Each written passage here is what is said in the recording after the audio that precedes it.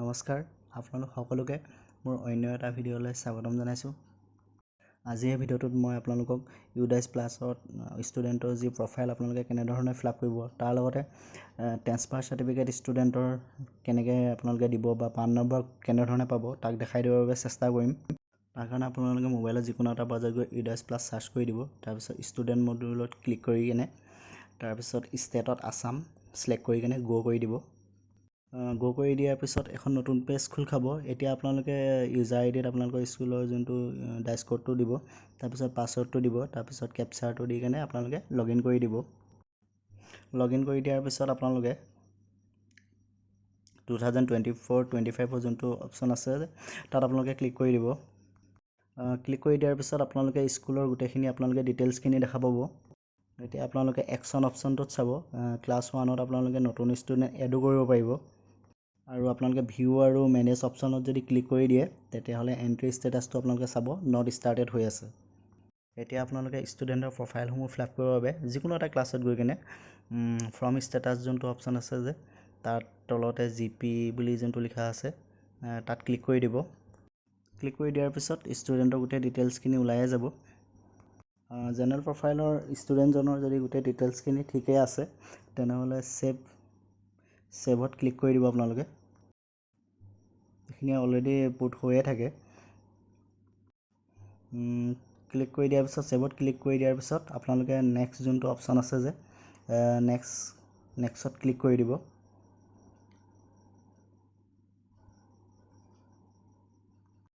Class 1ৰ ছাত্ৰ ছাত্ৰীৰ ক্ষেত্ৰত আপোনালোকে এনৰলমেণ্ট যোনটো প্ৰফাইল আছে এনৰলমেণ্ট প্ৰফাইলৰ গোটেই ডিটেইলছখিনি ভৰাই কেনে আপোনালোকে ছেভ অপশ্যনটো ক্লিক কৰিব লাগিব। ছেভ অপশ্যনটো ক্লিক কৰি দিয়াৰ পিছত আপোনালোকে নেক্সট কৰি দিব। নেক্সট কৰি দিয়াৰ পিছত আপোনালোকে ফেচিলিটি প্ৰফাইলটো দেখিব। ক্লাছ 1ৰ ক্ষেত্ৰত ফেচিলিটি প্ৰফাইলৰ গোটেই ডিটেইলছখিনি আপোনালোকে পুট কৰিব লাগিব। পুট কৰি কেনে আপোনালোকে ছেভ যোনটো অপশ্যন আছে যে ছেভ অপশ্যনটো ক্লিক কৰি দিব। ছেভ অপশ্যনটো ক্লিক কৰি দিয়াৰ পিছত আপোনালোকে নেক্সট অপশ্যনটোত ক্লিক কৰি দিব। এতিয়া আপোনালোকে ষ্টুডেণ্টজনৰ জেনেৰেল প্ৰফাইল, এনৰলমেণ্ট প্ৰফাইল আৰু ফেচিলিটি প্ৰফাইলৰ গোটেই ডিটেইলছখিনি দেখা পাব। যদি সকলোখিনি ডিটেইলছ ঠিকে আছে তেনেহ'লে আপোনালোকে কমপ্লিট ডাটা অপশ্যনটো ক্লিক কৰি দিব। তাৰপিছত অ'কেটো ক্লিক কৰি দিব আৰু তাৰপিছত আপোনালোকে বেক টু স্কুল ডেছবৰ্ড অপশ্যনটো যোনটো আছে তললৈ তাত আপোনালোকে ক্লিক কৰি দিব।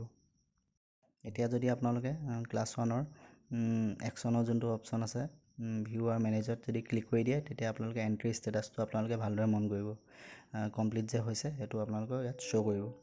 এতিয়া ক্লাছ 1ৰ পিছত ক্লাছ 2ৰ ক্ষেত্ৰত কৰিবলৈ হ'লে একশ্যনত গৈ পুনৰ ভিউ আৰু মেনেজত যাম আৰু তাৰপিছত ফ্ৰম ষ্টেটাছ যোনটো অপশ্যন আছে যে তাত যোনটো GP আছে GPটোত ক্লিক কৰি দিম। ছাত্ৰ বা ছাত্ৰীজনৰ জেনেৰেল প্ৰফাইলটো খোল খাই যাব আৰু এইখিনি ডিটেইলছখিনি আপোনালোকে চাই ল'ব। কাৰেক্টেই থাকে আৰু তাৰপিছত যদি সকলোখিনি কাৰেক্টেই আছে তেনেহ'লে ছেভ অপশ্যনটো আপোনালোকে ক্লিক কৰি দিব। ছেভ অপশ্যনটো ক্লিক কৰি দিয়াৰ পিছত আপোনালোকে অ'কে অপশ্যনটো ক্লিক কৰি দিব। অ'কেত ক্লিক কৰি দিয়াৰ পিছত আপোনালোকে নেক্সট অপশ্যনটো যোনটো আছে যে সেইটো ক্লিক কৰি দিব। এতিয়া নেক্সট অপশ্যনটো ক্লিক কৰি দিয়াৰ পিছত আপোনালোকে ছাত্ৰ বা ছাত্ৰীজনৰ এনৰলমেণ্ট যোনটো প্ৰফাইলটো সেইটো খোল খাই যাব। ইয়াত আপোনালোকে প্ৰথম শ্ৰেণীৰ নিচিনা সকলোখিনি ডিটেইলছ ভৰাব নালাগে, অলৰেডি সোমাই থাকে। এটা দুটা ডিটেইলছ আপোনালোকে ফিল আপ কৰিব লাগিব। সেইখিনি ফিল আপ কৰি দিয়াৰ পিছত আপোনালোকে ছেভ যোনটো অপশ্যন আছে যে ছেভ অপশ্যনটো আপোনালোকে ক্লিক কৰি দিব। তাৰপিছত আপোনালোকে নেক্সট অপশ্যনটো ক্লিক কৰি দিব। ফেচিলিটি প্ৰফাইলতো ছাত্ৰ বা ছাত্ৰীজনৰ গোটেই ডিটেইলছখিনি ইয়াত সোমাই থাকে আৰু দুটা এটা নতুনকৈ আহিছে সেইকেইটা আপোনালোকে পুট কৰিব লাগিব। ডিটেইলছখিনি পুট কৰোঁতে আপোনালোকে ভালদৰে মন কৰি ল'ব। যোনকেইটা অপশ্যন আছে আপোনালোকে অপশ্যনকেইটা দি দিব আৰু দিয়াৰ পিছত আপোনালোকে যোনটো ছেভ অপশ্যনটো আছে ছেভ অপশ্যনটো আপোনালোকে ক্লিক কৰি দিব। তাৰপিছত আপোনালোকে নেক্সট অপশ্যনটো ক্লিক কৰি দিব আৰু সকলোখিনি ডিটেইলছ ঠিক থাকিলে কমপ্লিট ডাটা কৰি দিব আৰু তাৰপিছত অ'কে কৰি দিব আৰু পিছৰ নেক্সট ষ্টুডেণ্ট আহিব পিছৰজন কৰিব আৰু বাকীকেইটা শ্ৰেণীৰ ক্ষেত্ৰতো একেই হয়। গতিকে আপোনালোকে এনেদৰে আপোনালোকে প্ৰফাইলৰ ডিটেইলছখিনি পুট কৰি দিব। এতিয়া আহিছোঁ আমি ছাত্ৰ বা ছাত্ৰী এজনৰ পাৰ্মানেণ্ট এডুকেশ্যন নাম্বাৰ মানে পেন নম্বৰটো আমি কেনেধৰণে চাব পাৰোঁ। তাৰ বাবে আপোনালোকে লিষ্ট অফ অল ষ্টুডেণ্টছত ক্লিক কৰিব, তাৰপিছত এক্টিভ ষ্টুডেণ্টছত ক্লিক কৰি দিব। এতিয়া আপোনালোকে প্ৰত্যেকজন ষ্টুডেণ্টৰ পেন নাম্বাৰবোৰ আপোনালোকে দেখা পাব। এতিয়া মই আপোনালোকৰ বিদ্যালয়ৰ পৰা যদি কোনোবা এজন ছাত্ৰ বা ছাত্ৰী আন এখন বিদ্যালয়লৈ যদি ট্ৰেন্সফাৰ হৈ গৈছে তেনেহ'লে ইউডাইছ প্লাছত আপোনালোকে কেনেধৰণে ট্ৰেন্সফাৰ কৰিব তাক দেখাই দিবৰ বাবে চেষ্টা কৰিম।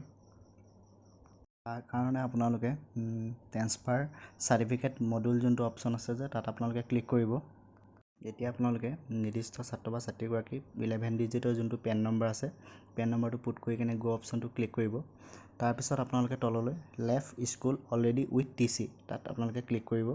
তাৰপিছত কনফাৰ্ম অপশ্যনটো ক্লিক কৰিব। তাৰপিছত আপোনালোকে ছাত্ৰ বা ছাত্ৰীগৰাকীৰ ডেট অফ বাৰ্থটো দিব, তাৰপিছত কেপচাৰটো দিব, তাৰপৰা ৰিমাৰ্কছত আপোনালোকৰ মন্তব্যটো লিখিব, তাৰপিছত আপোনালোকে ছাবমিট কৰি দিব, তাৰপিছত কনফাৰ্ম কৰিব, তাৰপিছত আপোনালোকে অ'কে অপশ্যনটোত ক্লিক কৰি দিব। এনেদৰে আপোনালোকে ইউডাইছ প্লাছত যদি কোনোবা ছাত্ৰ বা ছাত্ৰীয়ে অন্য এখন বিদ্যালয়লৈ ট্ৰেন্সফাৰ লৈছে আপোনালোকে এনেদৰে ট্ৰেন্সফাৰ কৰিব পাৰিব। প্ৰচেছটো কৰাৰ পিছত যদি আপোনালোকে ষ্টুডেণ্টৰ ডিটেইলছত চাই ক্লাছ 3 ইয়াত 7 দেখাইছে, কিন্তু ভিতৰত যদি আপোনালোকে ভিউ আৰু মেনেজত যদি ক্লিক কৰে তেনেহ'লে মই যিহেতু এগৰাকীক ট্ৰেন্সফাৰ ইয়াৰ পৰা কৰিছোঁ গতিকে ইয়াত 6 দেখাইছে, গতিকে ছাকচেছফুল হৈছে। গতিকে আজিৰ ভিডিঅ'টো ইমানখিনিয়ে আছিল। যদি আপোনালোকে ভিডিঅ'টো চাই উপকৃত হৈছে তেনেহ'লে লাইক কমেণ্ট শ্বেয়াৰ কৰিব আৰু চেনেলটো ছাবস্ক্ৰাইব কৰিব। ধন্যবাদ।